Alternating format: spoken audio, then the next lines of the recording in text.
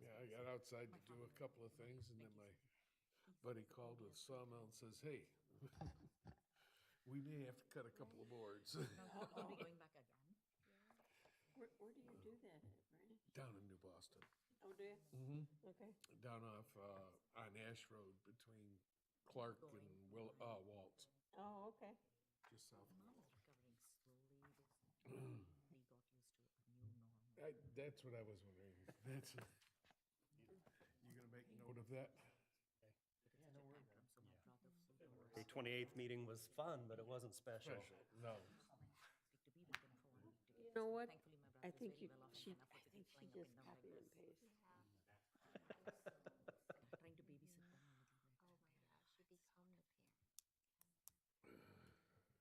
I was gonna bring up in comment. Yeah. And my siblings are. And you know what? I approved those two and didn't catch it. Do we handle it? Just glanced through it and I saw a special meeting of February. Wait a minute, that was our regular meeting. As you drive around that, and I don't know if that's something that we require as a township. If there's What's happening, Jackson? How you doing, buddy? Hello, Jackson. fireworks group is here. But I didn't notice about, did I notice about the lights? I don't know. You just come in from Lansing? I did not today. Oh, yeah. Lucky. I was gonna say, it'd be a nice drive with the windows down. It's they're redoing 127, which is like the loop around the entire city of Lansing. So any excuse to avoid is a valid one. Today, a lot of like the staffers that I work with were like, give yourself an extra hour to get to work because it is. a They had some disaster break-ins, up but here. Tomorrow morning, how bad that is. There you go. I went out I to appreciate it. Detroit this morning for a SEMCOG roundtable about like EV charging infrastructure. Oh, yeah, cool. I didn't see that. I Saw don't Steve do the agenda, Jones so, yeah. over at Belleville. I He was figured there. it was just another cut. But that's what I ended up Yeah, on Saturday I doing think stuff his around staff here. put some together, so I didn't even see this until he sends it to me. I told him that's all. Yeah, we gotta get our subcommittee going again on that. We started to work on it. I'm just trying to finish Yeah, on this the one thing. EV I'm one, sorry to be sort rude of to them. Something done, that's good. But this, And it's not even probably a local units of government thing. There's a lot of federal money available for it, and I think a With lot my of sister, he just counties, states themselves have to apply directly. He said as long as she can take care of We'll see. herself, let's Hopefully, just leave it sounds like there should. He said, They "You don't wanna announced take like care the of her first too, round of right?" grants spread out across the entire, She's weird. country. cool. I have a meeting with this Cavenue group, the group that's building across the street, or the 94 service drive. So that'll be interesting.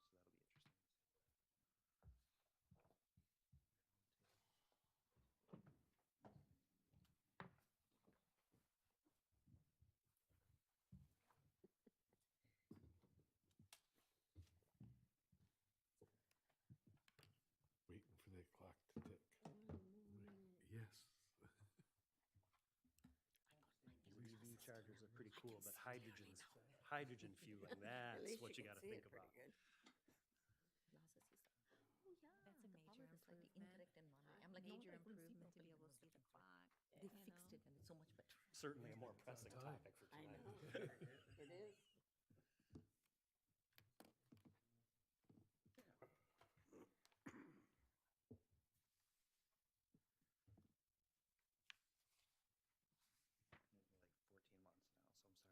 oh, I remembered this one from last year. Yeah. Good thing it's not Friday. Yes.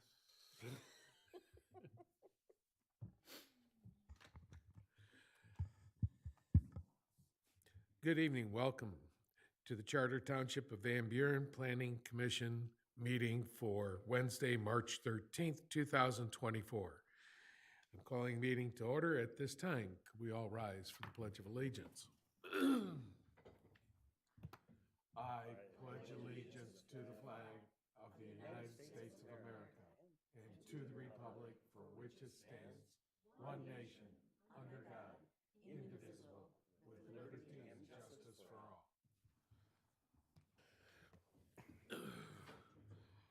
Okay, can we have a roll call, please? Bernie Grant is excused. Peter Creel. Medina Atchison. Jackson Paul, Here. Jeff Jar, Here. Brian Cullen. Here. Okay, at this time, we have an agenda before us. Is there any additions, changes to the agenda at this time? If not, could we have a motion to accept? Through the chair, I make a motion, we approve the agenda as presented. Was February 28th a special meeting? It was an important meeting, but it wasn't special. Okay. Okay, that would be the only change I have to the agenda. Okay. We've got a, The approval of the agenda with Commissioner Paul. okay, for changing special to regular. All in favor signify by aye. Aye. Any opposed? Motion carries. Minutes. We have the minutes presented to us. Is there any additions, changes, alterations to the minutes? Mr. Chair, motion to approve the minutes as submitted for February 28th, 2024. We have a motion and support for the minutes of February 28th, 2024. All in favor signify by aye. Aye. Opposed? Motion carries. No correspondence or announcements. Public hearing, old business, new business.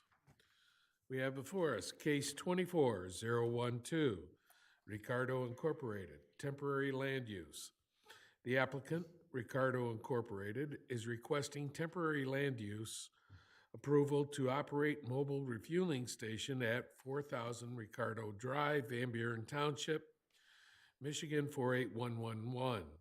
The parcel number V-125-830-407-99-0007-702, which is 40,000 Ricardo Drive. This property is located on Ricardo Drive, which is on the east side of Haggerty Road, north of Tyler Road. Ricardo Incorporated requests a temporary fueling station for hydrogen fuel vehicles. This activity is proposed through August 31st, 2024. We have a presentation from staff first. You've got them backwards on the I'm sorry about that. presentation from staff. Director Power. Thank you, Mr. Chair. Yes, apologies for the mix-up in the order of the agenda. This is a request that has been before the Planning Commission on a couple of different occasions over the years, as referenced in the application. The first request was made in, I believe it was 2018. November 2016, and then again in December 2018. The request was also made last year, but the operation never began last year. We have some representatives from Ricardo here to discuss the project as well. I'm sure they are happy to answer any questions if you have questions about the request. You can see the location of the proposed installation on the screen. As mentioned, Ricardo Drive is in a industrially zoned parcel owned and operated by Ricardo Engineering on the east side of Haggerty Road, north of Tyler Road. And this proposed use is a temporary use to have a refueling trailer located at the southeast corner of the site at the location shown here. As part of the findings for a proposed temporary land use, we always review the same set of criteria from section 7.120 of the zoning ordinance. The first is the adequacy of parking and access. The proposed use is placed in a location that does not impede access to the lot that it is located in. The use leaves a maneuverable area outside of the proposed parking spaces that it will occupy, and there will still be adequate parking outside of this area. And so I believe this criterion has been met. The use will not change the drainage of the site. It will be compatible with the surrounding land uses, with the site being zone M1 light industrial and being bound by I-275 and Tyler Road and other light industrial developments. It will be compatible with those surrounding land uses. The proposed use does not involve a building to be constructed. It is a temporary mobile unit that will be removed when the permit expires, and so There's nothing really to add in terms of the size, height, and type of construction of proposed buildings or structures. The next criterion is that there will be sufficient setbacks from the roads, rights-of-way, and lot lines. This use meets the required 50-foot front, 40-foot rear, and 40-foot side setback requirements for the M1 district. The proposed use will not be impacted by utilities in any significant way, and does not rely on the utilities of the site. So utilities are adequate to serve the use. The proposed use will not generate any additional trash to the site. The proposed use will support the current operations of the applicant and not attract more people to the site, and the site's sanitary facilities are adequate. The expected hours of operation are again during normal business hours of the Ricardo operation. There will be no proposed outdoor lights or signs. There are no additional licenses or permits required for the proposed use. The use is not anticipated to generate any significant noise, odor, dust, or glare. There are comments regarding fire lanes, fire protection, and security that are primarily mentioned in the fire marshal / deputy fire chief's letter, which I will also summarize. And the conditions from his letter will need to be addressed prior to the installation. There are no anticipated significant off-site traffic impacts. There's going to be no required bond because there's no negative impact that's anticipated from this. With respect to other concerns which may impact public health, safety, or welfare, I'll mention a couple of different items. One is that the proposed use entails chemical storage within the refueling unit, which could cause concern if those are not stored properly. However, the applicant has outlined safety measures and guidelines that will be sufficiently keeping the unit safe. Another aspect of general concerns that I would like to mention is just the idea of making sure there are adequate limits to the life of a temporary land use so that it does not become a permanent fixture on the site by default. So I do encourage the Planning Commission to discuss that and mention if there's any limits they want to see, and if there are future applications of this, or if there's a timeline that you'd like to see for an establishment of some kind of a permanent enclosure or designated parking area on the site for this use. I have no reason to think that this year the proposed timeline would be an issue, but it may be something you want to address for future years to put some limits on having kind of an ongoing several month long use on the site. So that may be something the Planning Commission can consider. That being said, I do recommend conditional approval of the use. We do have a letter from the Fire Marshal, Deputy Fire Chief Linehan, dated March 7th. He mentions a few comments. The first, that the dispensing facility shall be certified as meeting the requirements of the NFPA 2 by a qualified engineer with expertise and competence in the design, fabrication, and construction of the containers and all of the systems surrounding them. Paraphrasing a little bit of his comments, but they are included in your report for reference. The second one is that the hydrogen dispensing system shall be leak tested after final installation. The third is that system maintenance shall be performed as required by manufacturer's instructions. The fourth is that dispensing equipment shall be provided with hydrogen gas detection, leak detection, and flame detection. That there's notification of unauthorized releases to the fire department here in the township in accordance with approved emergency procedures.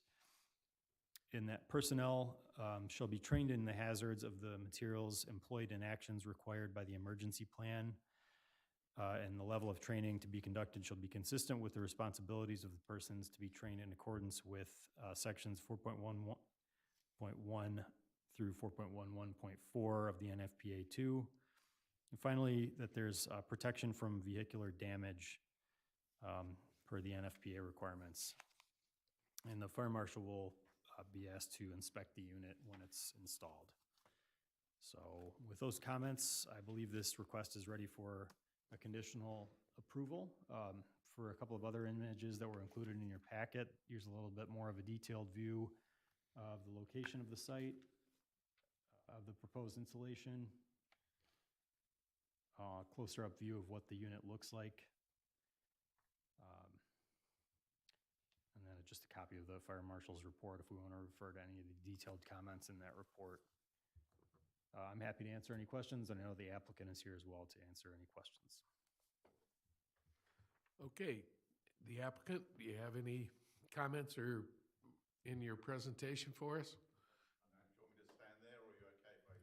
No, you have to, it is on Zoom, so it's possible people could be watching. Yeah, okay.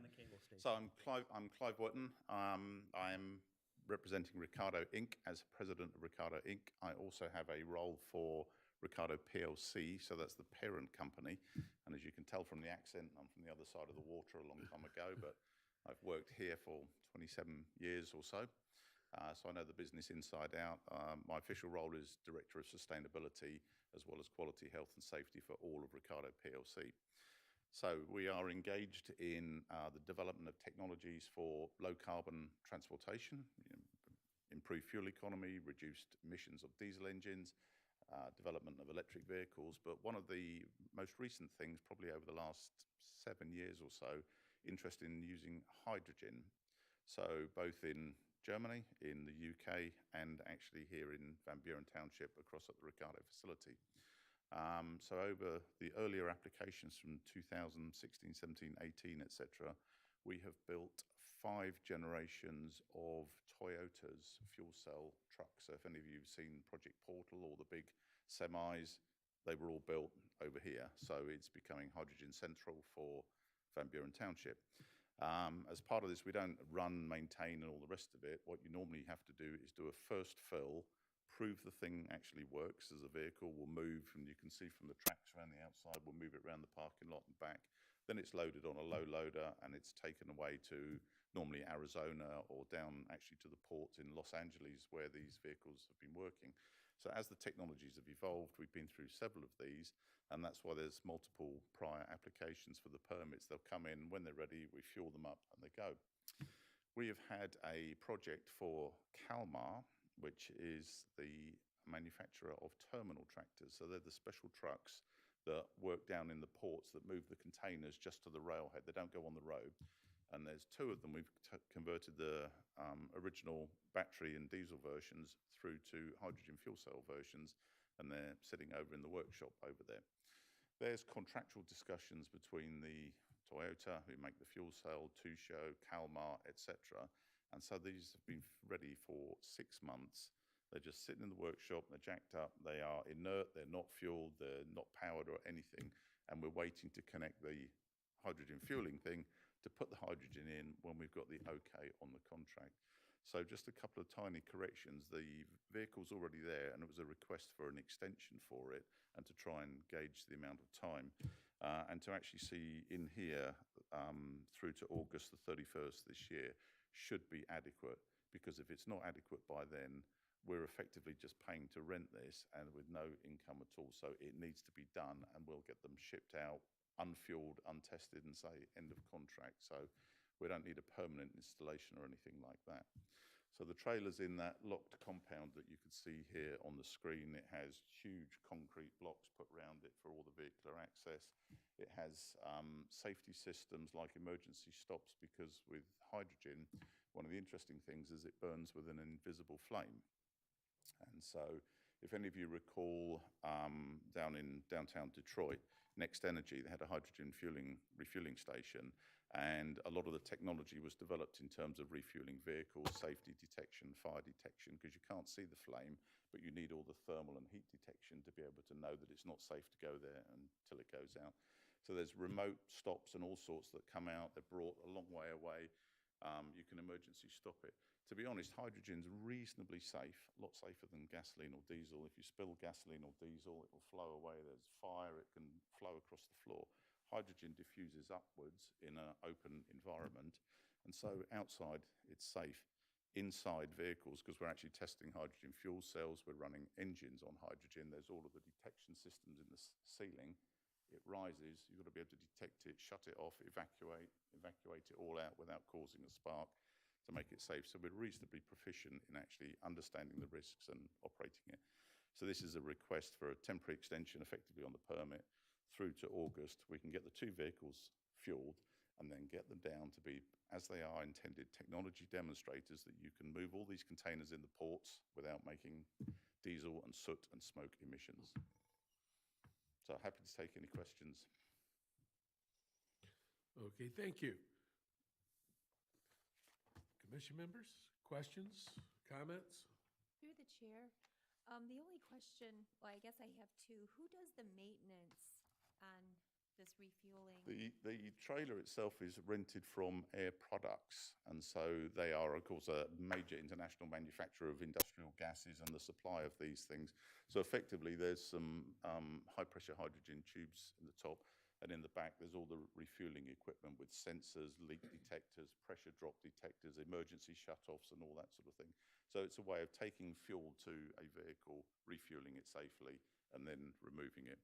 In the UK facilities, we have a more permanent installation, for instance, where the hydrogen's actually delivered, and it's got brick walls all the way around it. It's got lightning rods and all sorts of things, all of the detection systems and all that. So we're not asking for anything like that in terms of a permanent hydrogen refueling station. Mr. Chairman, Commissioner Jarr? how many fill-ups are in that truck? From the size of the tank, probably something like 4 or 5 maximum. So you'll get 1 or 2 fuel ups in a vehicle and then they're gone. I mean, we don't need to be refueling the vehicle and bringing in new vehicles or multiple trailers or anything. Will that trailer go away and then come back during the period you're asking No, for? it sits there where it is, and we can actually fuel both the vehicles, and then the vehicles can be, say, loaded onto the low loaders and trucked off because they're not road-capable vehicles. They're for use in a port, you know. They don't have suspension and lighting and things like that to make them... You're not planning on having regular hydrogen deliveries No, coming in? no. I mean, we are a project-based business, so next year we might be doing something completely different, a new type of electric vehicle or a very lightweight vehicle or something with carbon fiber. So, you know, we don't manufacture ad infinitum anything like this. Got it, thank you. Kind of to go along with that, is the idea just to have it used once, the trailer? Effectively, once to fuel, and then we can get rid of the vehicle. Yeah, because I saw it had to go back to Air Products to get refilled. Yes. And I just had concern that if it was coming back, then the fire marshal would have to come back out. Yeah. But if it's used once, then, Yeah. okay. Thank you. Yeah.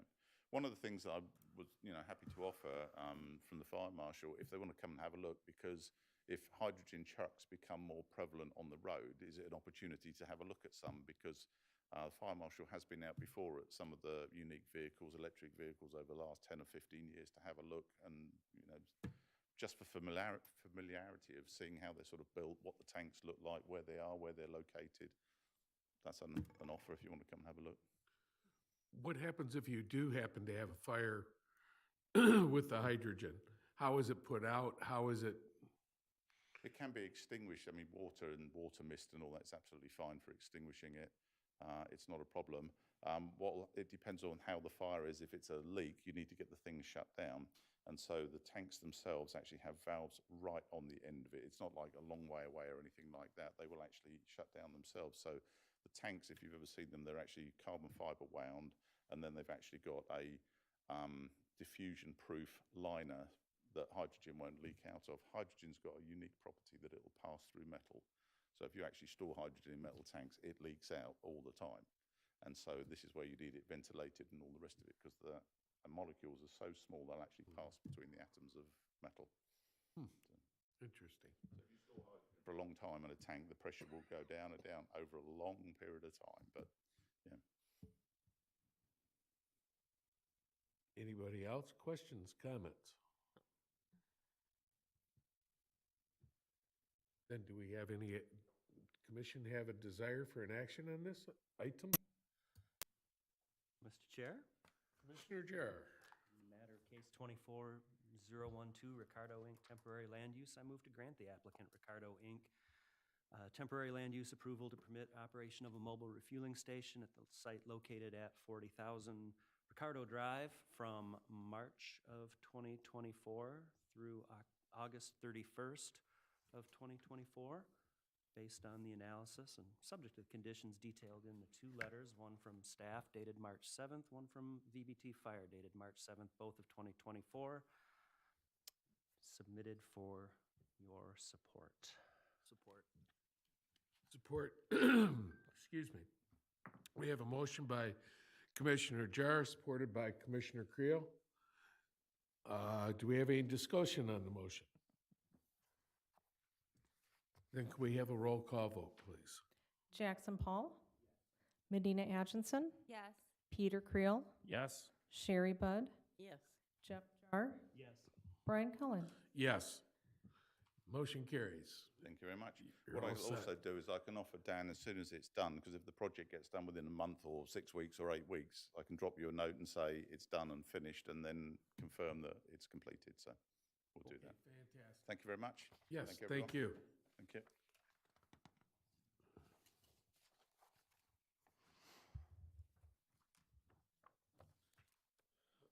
Okay, moving on. Item number 2, zoning ordinance amendments. Boy, excuse me. Township staff and the Agritourism Ordinance Research Subcommittee will present proposed changes to Section 2.102, specific terms, 5.102, agricultural retail sales, 3.109, AG, agricultural and estate district, and 9.102, minimum number of parking spaces required, of the Van Buren Township zoning ordinance to provide regulations for agricultural tourism or agritourism. Could we have a presentation by the staff? Director Power. Sure, I can start things off. Thank you, Mr. Chair. You might recall in late 2022, early 2023, this Planning Commission set forth on a couple of subcommittees to look at a couple of different topics, one of which we're still, I know it's been a little while, but we're still looking at electric vehicle charging stations, and that is something that's still to be developed a little further. But the other topic of interest was agricultural tourism or agritourism. One of the things I don't have in this packet is an initial analysis provided by Vidya Krishnan, our senior principal planner from McKenna and planning consultant, where we looked at some comparison ordinances from communities like Northfield Township, Armada Township, Scioto Township, to start to gather some data, because we recognize that we have unique, at least one very prominent agricultural tourism use in the township and several longstanding agricultural uses and farmsteads, and we wanted to recognize those and give opportunity for them to grow and evolve in the township in a more permanent way than we had been doing in the past, which with the DeBucks farm as a particular example, we have handled that as a temporary land use or a seasonal land use that we periodically allow to come in and update and get renewal for. But we know that a use like that and other similar uses in the township would benefit from a more permanent set of ordinances. So we started gathering some research and discussing this more in depth with our agritourism committee, which consists of Chair Cullen as well as Commissioner Grant, who could not attend tonight, but Commissioner Paul also. And so there were actually 3 meetings in early 2023, well, two in spring of 2023, and then 1 meeting on site at our most prominent case study in Van Buren Township, which is DeBucks farm. And we looked at some different questions that we wanted to have answered and develop the ordinance in those 3 meetings. And after that last meeting, which was the site visit at DeBucks in July of 2023, our planning consultant helped to develop the final version of our ordinance that you see before you tonight. So just to give a visual depiction of what the DeBucks site looks like as one example, but these types of sites can unfold in many, many different ways. There can be different types of attractions that you have at agritourism sites or tourism farm sites.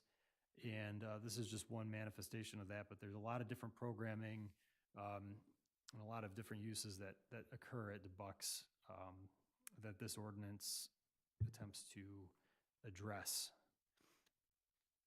But it also attempts to address and reform some of our other agricultural standards. I'll go through a few of the high points of the ordinance, and then I would invite Vidya if you'd like to speak to it as well, and then we can break out into some discussion. One of the first things that we did was to create clear definitions of different uses that we're referring to. One definition, or one use that's listed in our zoning ordinance that we did not have a definition for previously, which is at the bottom of this slide, is something called truck gardening. So that's a use that we already allowed for in the ag district, but we wanted to define that. Also known as market gardening, truck gardening is the practice of small-scale production of plants for sale directly to consumers using on-site farm stands or off-site methods such as farm markets or personal delivery services.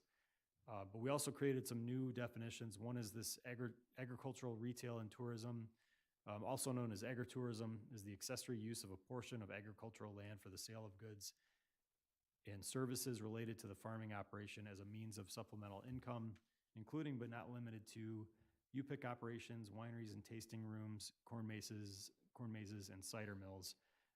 And the actual development standards section of our zoning ordinance that addresses this further gives a more prescriptive list of other uses as well. We also defined community-supported agriculture as also known as community gardening, is the practice of small-scale production of plants through the rental or donation of gardening plots for community use. So we have those three definitions. We expanded upon what is permitted in the ag district as a starting point. So in the agricultural and estate zoning district, which covers much of the southern quarter of our township as well as certain other areas of the township, agricultural, retail, and tourism is now proposed to be a special land use that can be pursued subject to site plan review and special land use review by the Planning Commission. And community-supported agriculture is now proposed as a permitted by right use. Beyond that, there are updates to the intent and purpose of the development standards for agricultural retail, and we've expanded agricultural retail to include agricultural retail and tourism.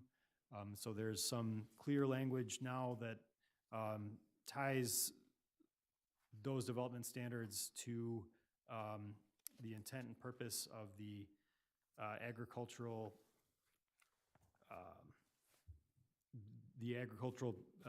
components of the township.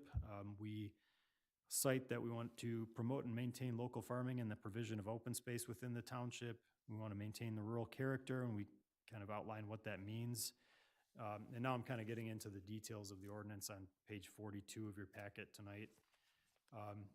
Encourage new agriculturally based businesses that contribute to the general economic conditions of the township and surrounding region.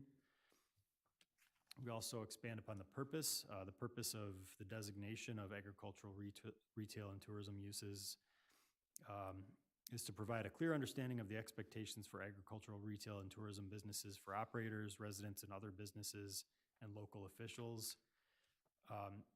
And as I mentioned, we list a more prescriptive list of permitted uses after special use review by the Planning Commission and by the Board of Trustees.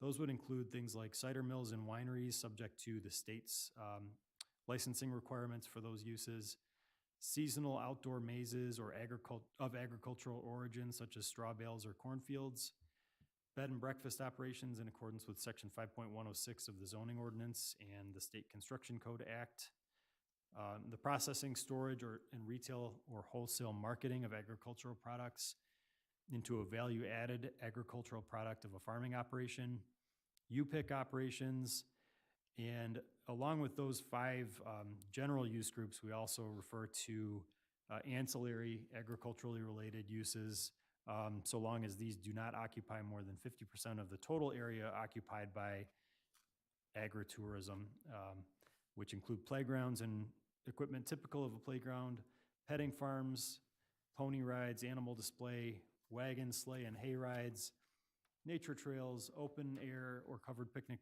areas with restrooms, educational tours, classes, lectures, and seminars, historical agricultural exhibits, kitchen facilities, gift shops, and then also some other businesses that are complementary and accessory to the primary agricultural land use, such as small-scale entertainment, organized meeting spaces, and off-street parking.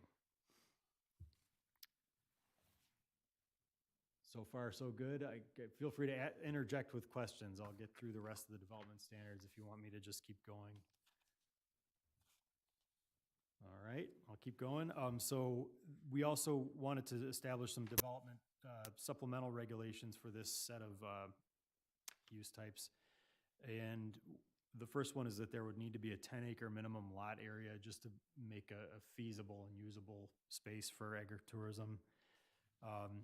That the uses that we just identified must have direct access to either a rural minor collector road, a rural major collector road, a rural minor arterial road, or a rural other principal arterial road. We wanted to establish that there would be a 200-foot buffer of open space on all sides of the property not abutting the roadway in the spirit of protecting the adjacent land uses. Providing buffer plantings along the property line where there's an abutting residence, and linking that standard to section 10.102E of our zoning ordinance, where we speak more in depth about the buffering requirements. Providing off-street parking to accommodate the uses. We do here get into some of the detail of parking and kind of break this use type apart from some of our other uses in the township, where because of the seasonal nature of these uses and some of the programming and the way that vehicles move into and out of the sites, but additionally the potential extensive engineering that would be involved with a permanent paved parking surface, we do account for allowing paved or otherwise defined by paved surfaces or otherwise surfaces that are defined by dustless, non-erodible materials, which allows the definition to expand to things like asphalt millings, tar and chip pavers, and in some cases, even a turf surface can be used. The parking must be clearly marked by incidental signage. And then here's where we reference the lawn grass that can be used, provided that the materials are sufficiently demonstrated by the township engineer to be compactable and well drained.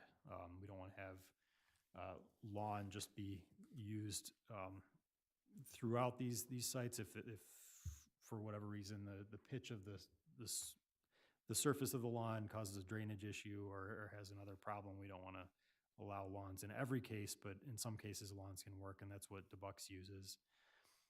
All parking areas must be located in a manner to avoid traffic hazards associated with entering and exiting the public roadway. We specify that paved or unpaved parking areas shall not be located in a required setback or buffer area, that there shall be required barrier-free parking spaces in accordance with the Americans with Disabilities Act, and that there are access routes for emergency vehicles to be maintained on dustless, non-erodible materials. We also speak about food and beverage service. This was something we had to drill down in a fair amount of detail on. On the one hand, we were trying to be careful to avoid kind of opening up broadly restaurant uses in agricultural zoning districts. But in some cases, there's buildings and programming that can have a lot of kitchen facilities and not necessarily be like a restaurant. So we ended up specifying that the maximum permitted building size for food service and or retail sales facilities shall not exceed a gross floor area of 1% of the entire site.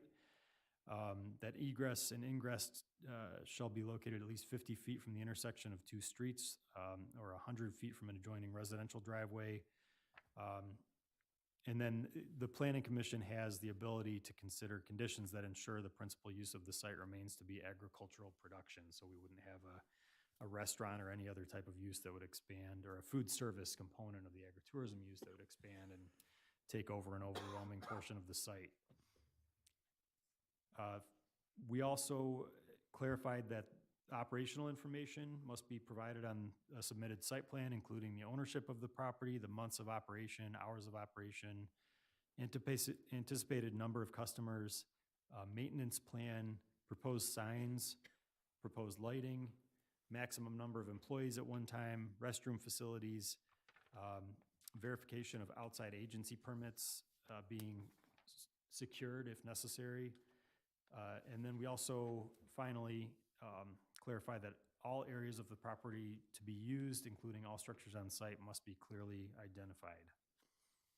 So the idea would be that a applicant would submit a site plan and seek special approval one time potentially for a agritourism use.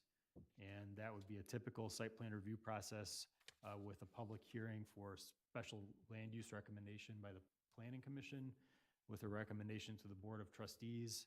And that is something that would establish a framework for agritourism on a given ag zoned parcel in perpetuity, unless there's a significant expansion or something else that triggers a future site plan review. So that would be the idea, is a kind of a more permanent solution for inviting these uses into the township that still meets high development standards. I'd like to ask Vidya, I don't know if I miss anything you'd like to address, feel free to. Just a couple of comments. I think Dan summarized the details of the whole ordinance. And the reason why I believe this agritourism ordinance is important is it's a nod to the fact that we do have cherished and protected agricultural areas within the township that we want to maintain the integrity of. Agritourism is a growing phenomenon. There are more of the rural communities that are experiencing a growth, because just strict agricultural does not support all of the revenue for sites. So during fall or during summer, the UPIC farms, those things are definitely booming, and they help support these farms. So we think it's a great use for these. The third and other important reason is when a use, including the project that was there just before this case, when a use keeps coming back year after year, from month after month, it is not a temporary land use. Temporary land use is Christmas tree sales for 2 weeks, pumpkin sales. Those are considered temporary land use. When you have a use that spans 2 to 3 months or 6 months, coming back every year, year after year, it's basically a way to bypass zoning regulations, because those people who actually run and operate businesses have taken the effort, the money, and the time to get all the necessary approvals. So the right way to do it would be to get full zoning approval. Also, once an applicant, of course, during the initial outlay, they will have to go through this process and get approval. But once they get approval, they don't have to keep coming back before the Planning Commission or township to keep getting approval year after year. Within the scope of their approval, they can pretty much expand and make their use as successful as possible without having to do this whole application again and again. It'll be a use that is approved and protected on the site. And special land use also stays with the land as long as the use is there. So even if, should the people owning the farm decide to sell the business to the next person can continue its operation under the terms of the special land use that was approved by the township itself.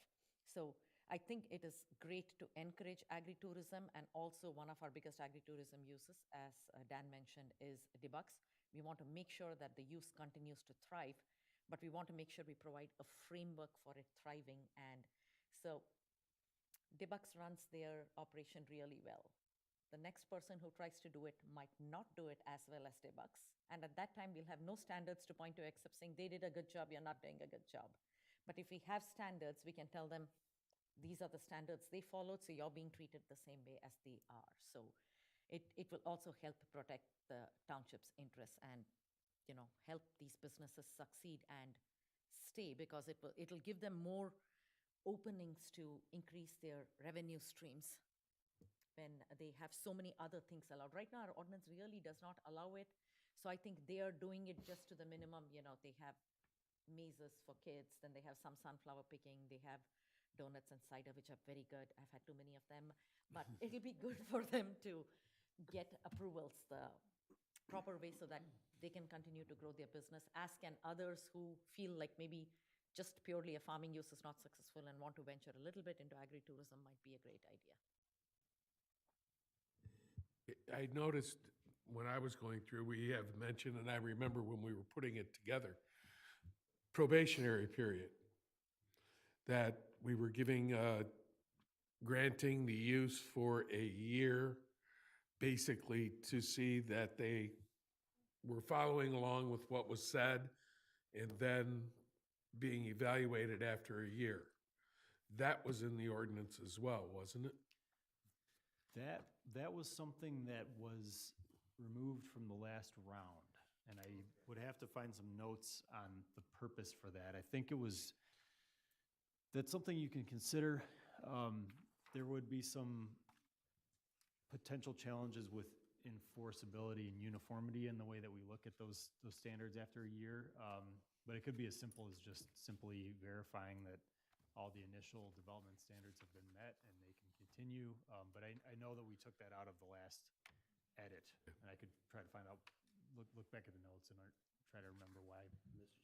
Chairman, when I was reading the documents, there was an item that said specifically it was removed because the special land use procedure has enough protections built into it such that if it was granted and the terms were not followed, the land use would get yanked Done. away. So it was redundant. You didn't need to add extra protections in. They're already built into the ordinance. That's what I remember reading in the report. Yeah, it's page 38. Page 38 of the packet. See, I knew I remembered it. Anybody else? Questions, comments?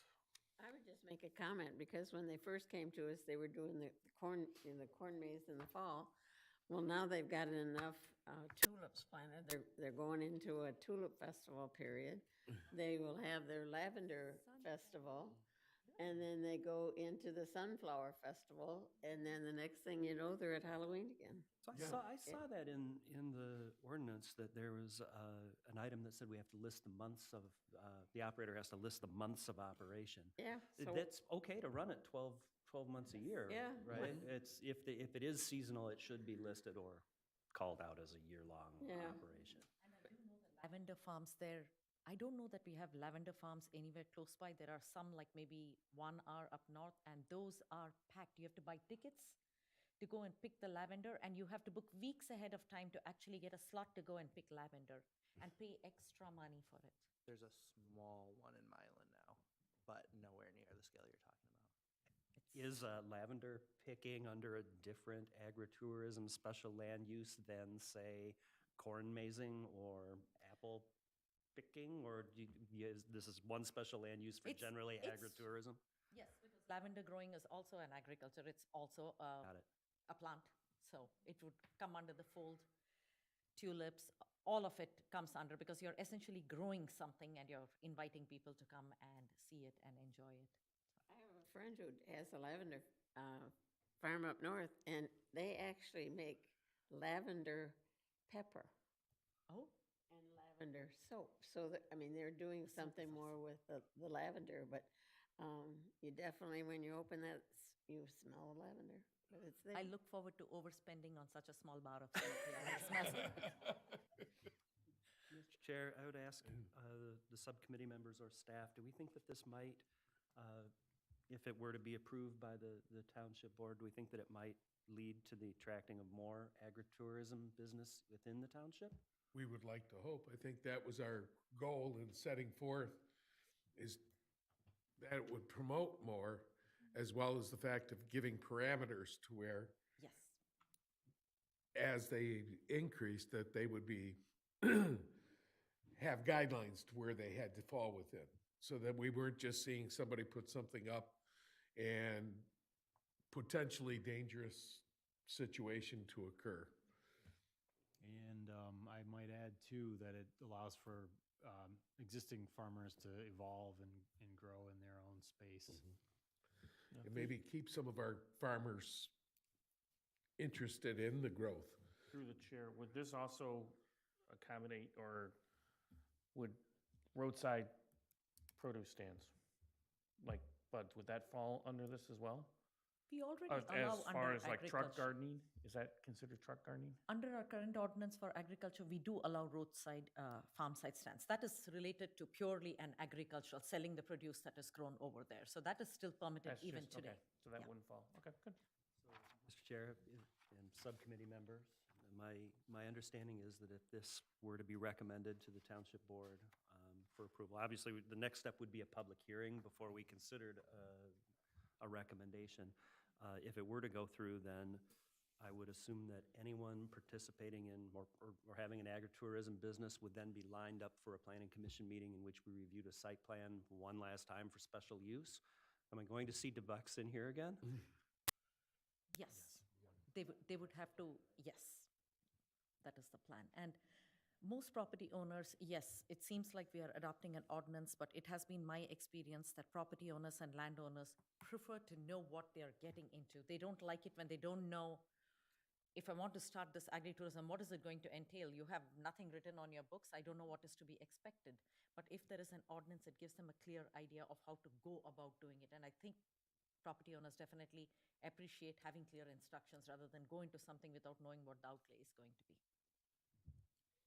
And the idea of this ordinance coming before us was debugs because they were coming in every year or every 3 years or 5 years, whatever we granted it, that we wanted to establish something so that people didn't have to come before us on a yearly basis or a, Brilliant, so that it's not a yearly temporary land use. I Right. understand. Now it is tulips, and then it's basically a year-round use with just different items, so might as well get it full approval and they can keep growing whatever they want. Mr. Chairman, I'd ask, is the subcommittee planning on meeting any more on this, or are you guys done? I think this was brought before us for discussion so that now we can move forward with, if we're satisfied with it, to move forward to a public hearing and then on to approval by the township board. I'd have one more question. How was the subcommittee process? Did it, I mean, it seems to me like you've generated some really great work. Was there anything that you learned about being on the subcommittee or knowledge that we should pass on to future subcommittees? How did it go? Jackson, do you have anything I thought it went well. I think going out to the Bucks was nice. Actually kind of seeing, hands-on what it's going to look like. But other than that, it was a good group. I mean, Yeah, and Dan I gave us thought a lot of good guidance, and we kind of just worked line by line through. So if we needed to do more subcommittees meetings in the future or form more subcommittees, that's something you would be in favor of? absolutely. Yeah, it worked well. Be able to get the ideas and the exchange of ideas and see the information that came through and to have somebody that has a system like the Bucks out there to provide us with what troubles they experienced along the way, so that as we put the ordinance together, we could work within those parameters, so that the next people wouldn't suffer those same problems that they had. Well, thank you very much for the answer, for being on the subcommittee. That's great. It was interesting. I enjoyed the interchange of ideas and conversation. And speaking of lavender-infused things, they had a lavender-infused ice cream that was really good. Oh, and there was ice cream on the subcommittee too. Super. Okay, so are we going to move forward with a public hearing? Was there anybody on Zoom or anything that wanted to offer any conversation, or anybody in the public have anything to say? Nobody on Zoom. Okay, do we want to move forward then with a public hearing concerning this ordinance? Sure. Okay, Mr. Chair, I'd move to direct staff to schedule a public hearing date for draft of this zoning ordinance text amendment, if that is appropriate at this time. yes. Support. So, do we have to take a vote on that, or is it? Yeah, if you made a motion, you got to take a vote. No, on it. yes, you made it as a motion. Sir, I move that we direct staff to schedule this public hearing date. Okay. And Treasurer Bud supported. This doesn't have to be roll call. No. This could be voice vote. All in favor? The likely date is April 10th. Okay. All in favor signify by aye. Aye. Any opposed? Motion carries.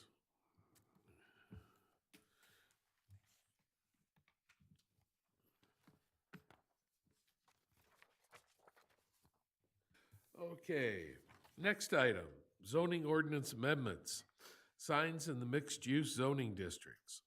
Township staff will discuss a proposed change to section 3.119 Belleville Road Mixed Use District, and 3.121 Sumter Road Mixed Use District to provide specific regulations for signage in these districts. Presentation by staff, Director Power.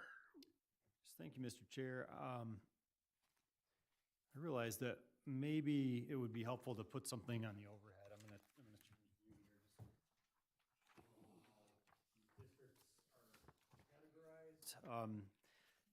here.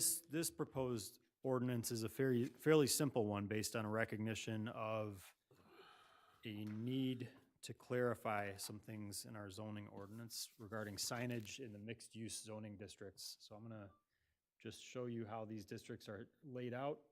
And this applies to both, it applies to the overarching mixed-use district framework that was created out of the Belleville Road market study and plan years ago that translated into a mixed-use zoning district. That format for that mixed-use zoning district evolved into two different zoning districts when we went through the Sumter Road mixed-use zoning ordinance amendments. One would be for Belleville Road, which was kind of the default original mixed-use district, and then one was for the Sumter Road mixed-use district that we developed in detail over the last few years. And each of these districts is what's called a form-based code, where you have a variety of different use types that can develop into different portions of those districts based on what's called a regulating plan. And there's categories of use: residential, office, commercial, industrial, community educational, and institutional, lodging, and I think that might have hit recreation. I think that hits all of the ones that we specified. But the overall point here is that there are no specific sign regulations in either the BRMU or the SRMU zoning district. And so the idea behind this proposed set of amendments is to establish that based on those types of uses, sign standards that will link to our other, the other sign standards in the zoning ordinance under Article 11. So if you have and I guess I could just read verbatim one of the two sections.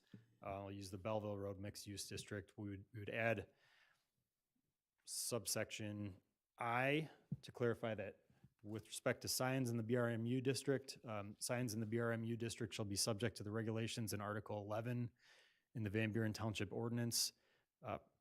Signs for residential uses shall be regulated according to section 11.108A, which calls out sign regulations applicable to the Ag, R1, R2, RM, and RMH districts.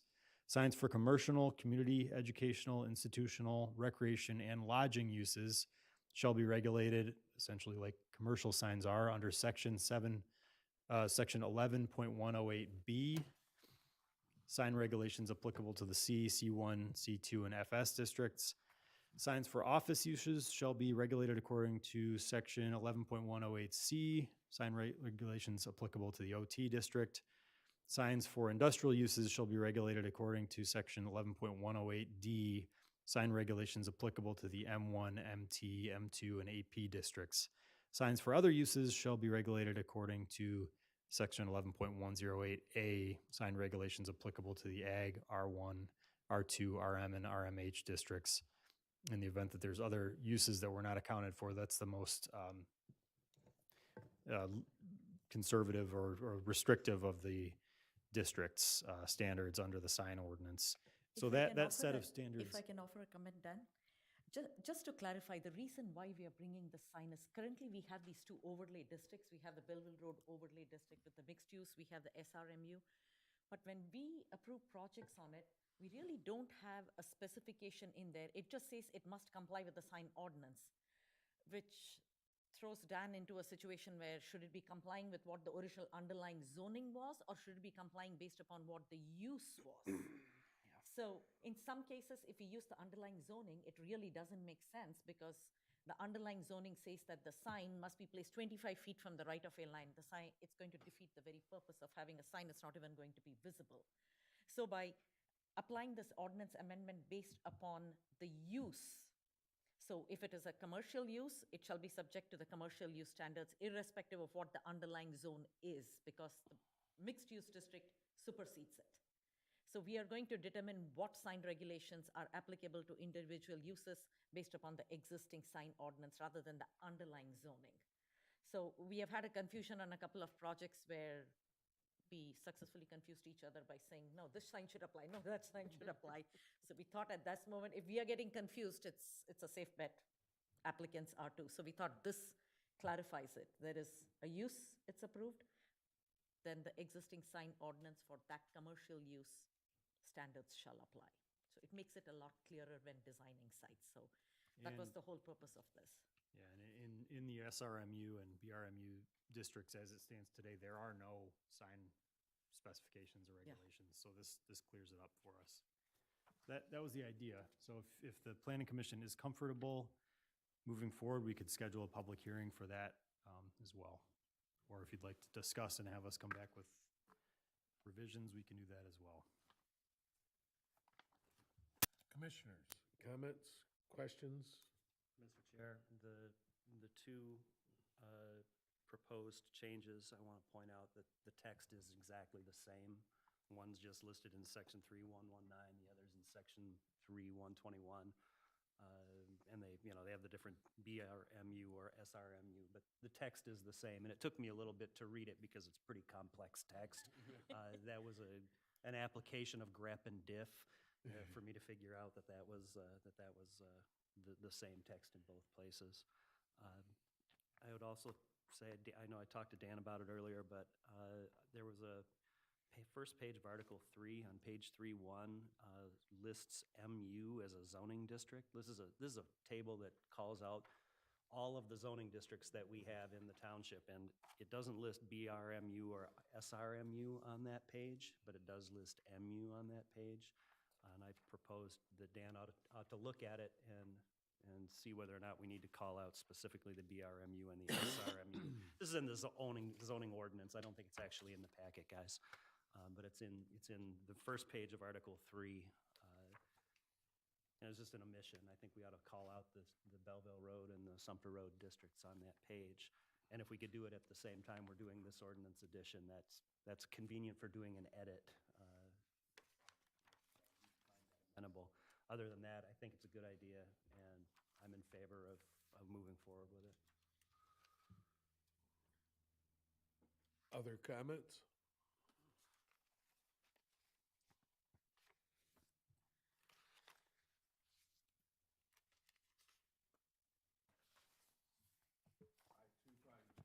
No fault, I think specifying, as you brought it to the attention, to make it clear for applicants, I think, yes, we should consider these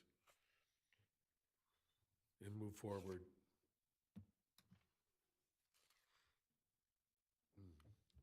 So, to move forward, again, Anyone on Zoom? that's what the next was. Public comment.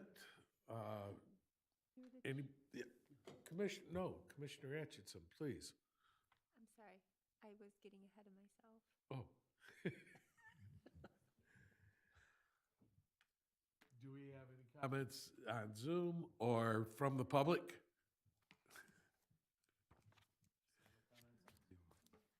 Okay, then to consider, schedule a public hearing. I move that we advise staff to move forward with scheduling a public hearing. And other than the additions that Commissioner Jar has advised, it looks really good to me. Thank you for doing this. Support. Okay, we have a motion and support to move forward for a public hearing. All in favor signify by aye. Aye. Aye. Any opposed? Motion carries. And would that be on April 10th as well? We can do that, yes.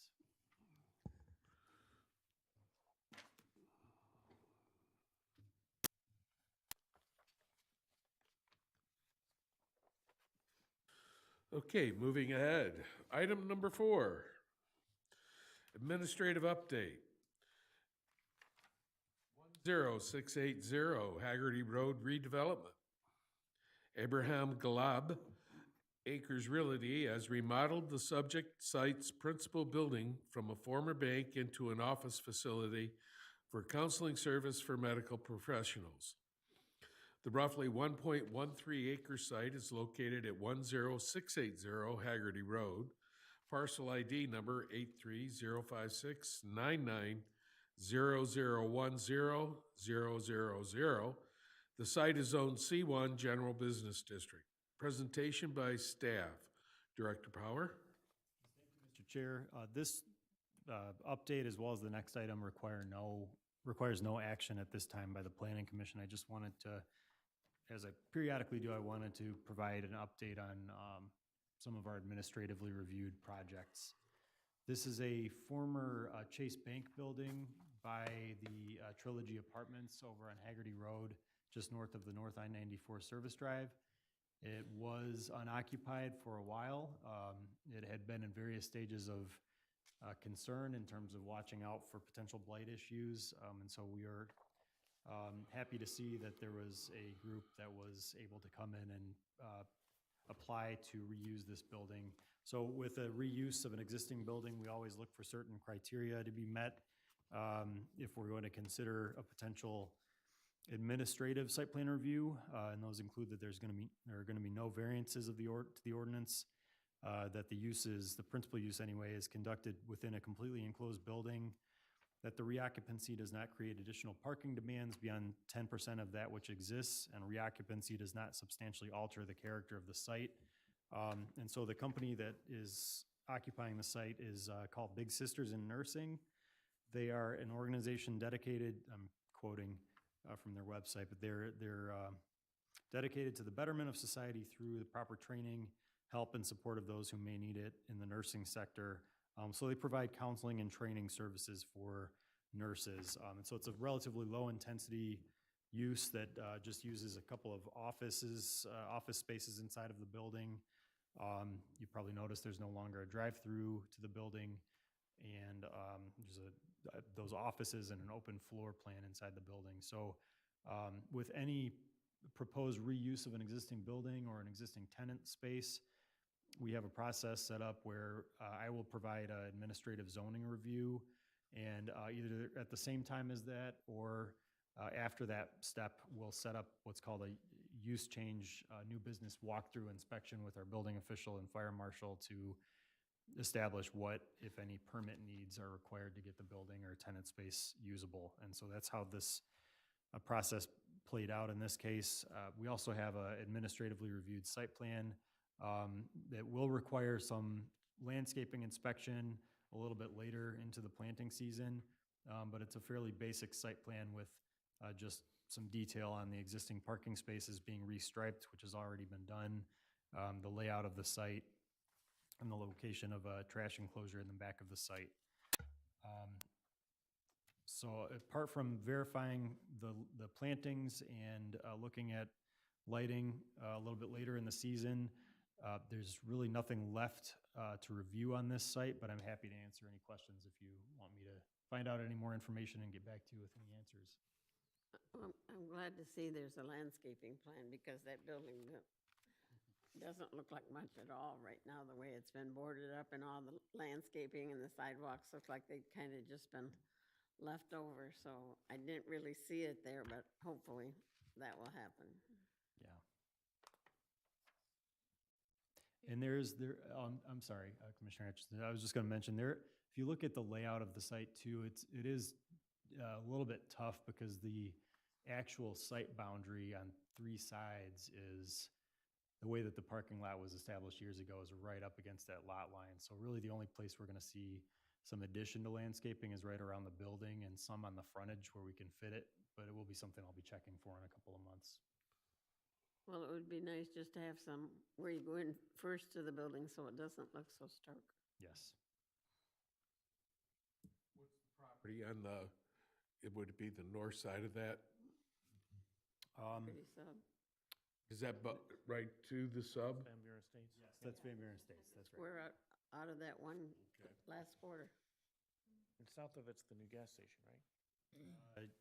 Yeah, south and Kitty Corner a little bit. Across across the old Haggerty. Oh, yeah, that's right. Yeah, Haggerty Sub is one side, this side is that apartment complex. Yeah. And then it's got Old Haggerty Road, I think, behind it. Is there a road right behind it, or no? To the front of it, It's in the front. you It just start to sits see there it on go Service down. Road. That's right. That's the one that curves around. Well, I'm glad to see that an occupant is moving into it. That's excellent news. It's been vacant for over 20 years, so talk about blight. I'm assuming that, there had to be a lot of cleaning unless it was stored properly. But I've never heard of such a facility or a service. I'm just wondering, I think it's great. I think, nurses and people in the medical profession have a hard job. So how many people, are they going to have support groups where we could potentially have a class of 30 people at a time, or a counseling session of 30 people? Have you heard? Have they explained that? I don't want you to research it, Dan. When they come before us, we can talk about it, but if you just know through the discussion with them. My understanding is it was smaller, more one-on-one or smaller group counseling, not large classes. But if I hear about that, I'll certainly, or when I go for the landscaping inspection, I might be able to ask more about that or before then. But don't Good go question. out of your way to try to find out. We can find out later. I just thought if it came to you naturally. Just a clarification, Commissioner Hutchinson. This project will not be coming before you. This is administrative approval. Only, Only Dan okay. approves it.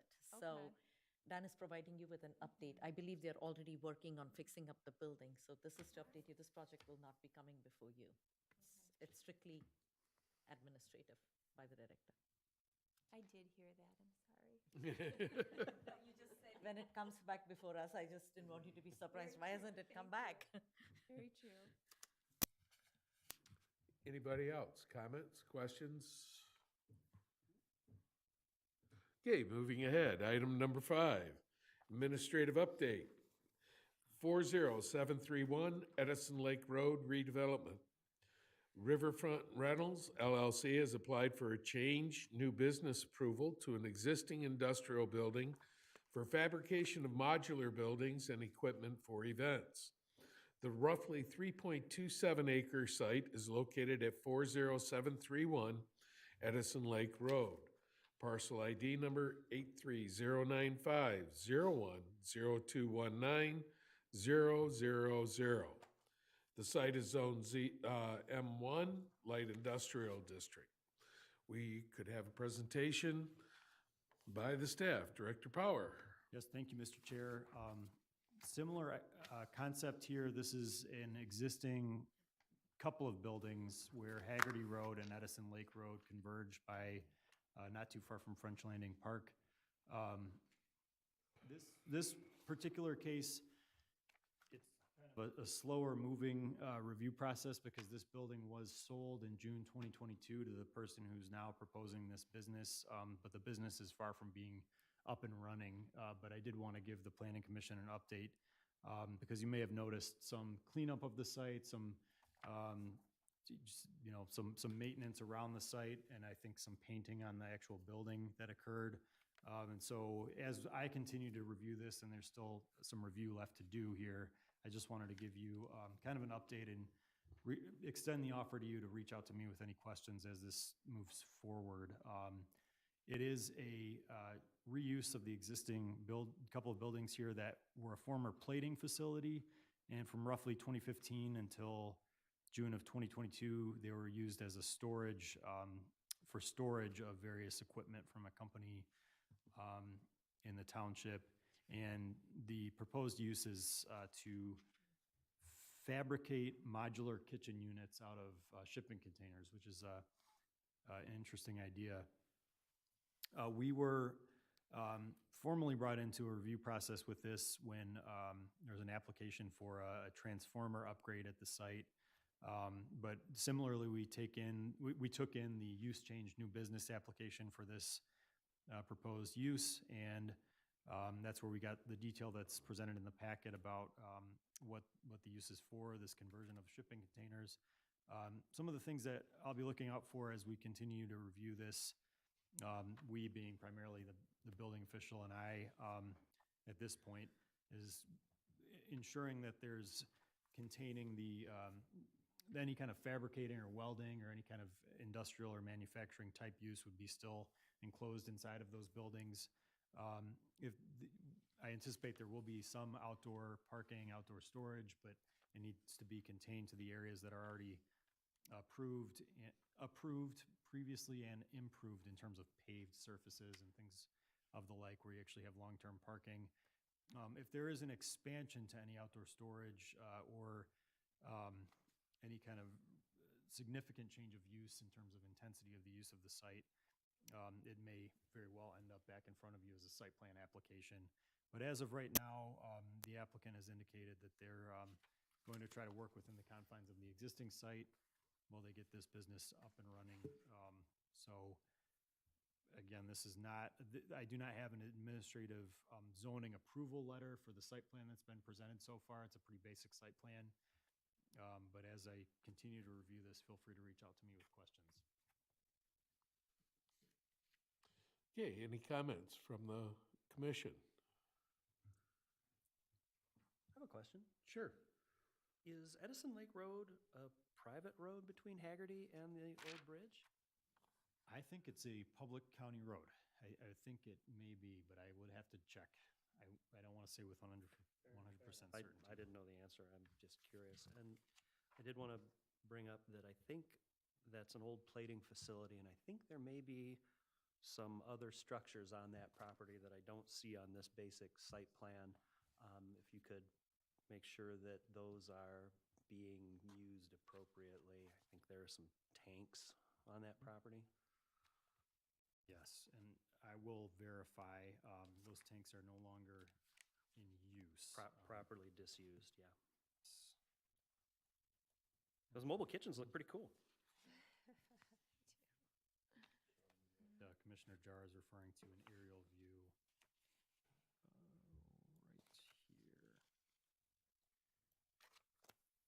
Actually, I believe those have been If they've been remediated, been that's capped. great. But yes, I can see what status that's in, because you'll look at older aerial photos and you'll still see them and on old site plans. Yeah, right.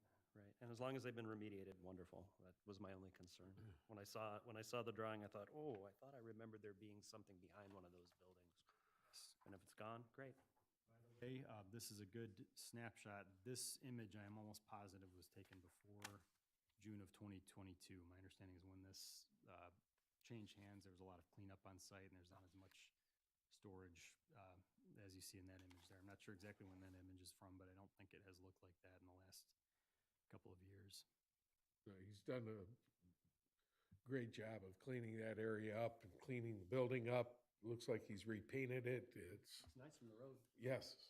Yeah, and I think our biggest concern is how many trailers or whatever will sit there, just because when people come out of the park and coming out of Ramos, that's one of the first things they see before they see the park, which we enhanced that, so it was something nice to look at. So, real concerned about how many trailers are gonna be sitting outside because they're not rented, and how many are gonna be there that are being put back together to be into kitchens. Be nice to see those stored behind that facility. Well, hopefully, yes, and maybe some kind of landscaping up in the front to shield, because right now, they did a good job. They cleaned all the weeds up and all the stuff, so that looks good, but it's just very stark. Yes. Adequate screening, is that what I? Yeah. And well, there's two trailers that he has, the two semi-trailers that he has in there. Those are painted up and look nice. They're not, I understand which ones you're talking, the Right. containers, not the trailers, but I was just making mention No, to go yeah. along with that, that Right. if he does with those containers, the way he takes care of those trailers, I hope, Well, I do too, but you don't want them seen. well, I'd like to know how many are gonna be sitting there because they're not rented. Yes. How long will they sit there? Because they won't be in the building. The ones in the building are ones Ones he's fixing. Working on. Yes, correct. My understanding is that they're rented. Mr. Chair, the Commissioner staff, Jarrett. if there's a significant change in the amount of outdoor storage, that outdoor storage on those kind of sites usually come back through the commission, right? Yes. Right, okay, so if it's a significant amount of outdoor storage, we'll know about it. One of the texts that I have before me is establishing some of the history of the footprint of the use. I would not expect you to review occupying a building and parking cars in designated spaces, for example, or even perhaps having equipment in areas that was already paved. There would be an expansion of an area that was used storage, and now that footprint of storage is growing compared to previous approval, then that's where, yes, you review it. Okay, anybody else? Comments, questions? Officers on deck. And the final item before us tonight is zoning ordinance amendment discussion. General update. Director Power. This is a very placeholder item on your agenda. I want to just acknowledge that we still have some work to do on the EV charging station ordinance. We are also starting to take another look at a topic that we discussed last August, which is some reforms in alignment with master plan to some of our manufacturing, warehousing, and office terminology in the zoning ordinance as it relates to our M1, M2, MT, and OT zoning districts. We've spent some time discussing some of the cleaner manufacturing technology that, currently things like automotive are relegated to the manufacturing definition in a zoning ordinance.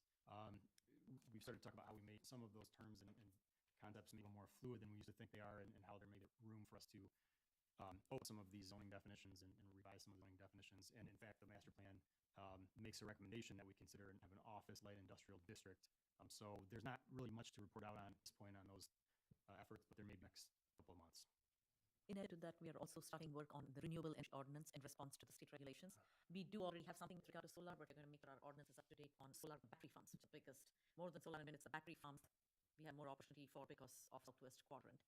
And finally, I constantly discuss this and do need to revisit our temporary land use ordinance. What is temporary? It was written with an intention of 2 weeks, so we need to be cognizant that every applicant who's coming in here is coming year after year from several months at a time and still calling temporary. It defeats the whole purpose of a temporary ordinance. So that is on the back burner, not a priority compared to others. But once again, something we would like to bring before the Planning Commission, at least for discussion, to get your guidance on. That sounds like a great idea. Glad to hear that's an update. I know when we were talking about the Ricardo item earlier, do we want to put any tighter constraints on this? That came, I know it was said, and it sort of came into my mind too, that we should. And I want to say that Ricardo, the previous item, that was maybe the third time in 8 years, and their temporary use is not going to cover the full 6 months, but they have a 6-month window in which to do it. But the ordinance should really say what that is. It should spell out. It shouldn't be left for us to make up on the spot in a meeting. It should just be spelled what we can do. It's understood that our office technology district and some of our MT district now has all these alternate energy manufacturers, hydrogen fuel cells, and these newer kind of batteries, electric with all that, and they will require extra support such of this. Its hydrogen tank/trailer is to be there every year, even if it is to just fill a few weeks. Maybe they have a designated area for it, which is not fully enclosed but fully screened. Again, if you're going to come year after year, put something permanently so you don't have to keep coming back here, and it'll be part of your site plan. Just like NIAPCO wanted to have had an awning over theirs. They came, got approval from the Planning Commission, so they don't have to keep coming back before you. So that would be the right way to do it. I'm sure we'll see the gentleman again next year with the same tank for just filling 4 or 5, but you're bringing it every year. Yeah. At that point, have a designated area, screen it, put landscaping around it, so we don't have to see.